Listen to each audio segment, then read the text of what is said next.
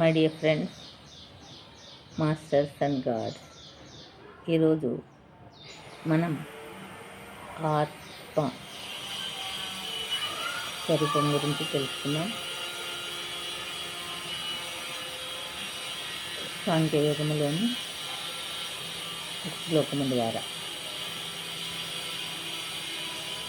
వాసాంసి జీర్ణాని యదా విహాయ నవాని గృహ్ణాతి నరోపరాణి తథా శరీరాణి విహాయ జీర్ణా నన్యాని సంయాతి నవాని దేహి.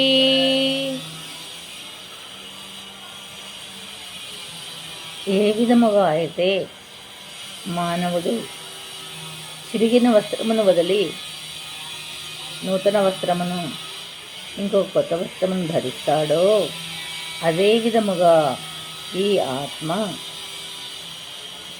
ఈ జీర్ణమైన దేహమును వదిలి ఇంకొక కొత్త దేహమును ధరిస్తుంది.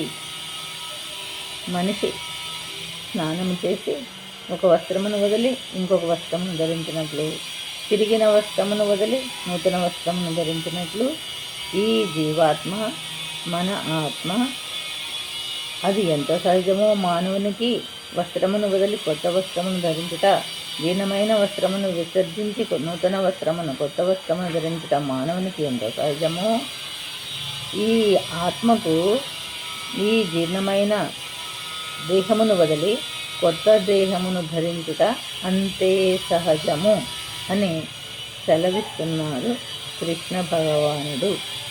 అంటే ఈ దేహమే నేను అనుకునేవారు, దేహము శాశ్వతము కాదు. దహ్యతే దేహ క్షీణతే శరీర, దహింపబడేది కాబట్టి దానిని దేహమని, క్షీణించేది కాబట్టి శరీరమని అంటున్నాము. అది శాశ్వతమైన కాదు, శాశ్వతమైనది ఆత్మ. నీవు ఈ శరీరము కాదు, ఆత్మ స్వరూపుడవు అని తెలుసుకొనడమే ఆధ్యాత్మిక జ్ఞానము. Thank you friends.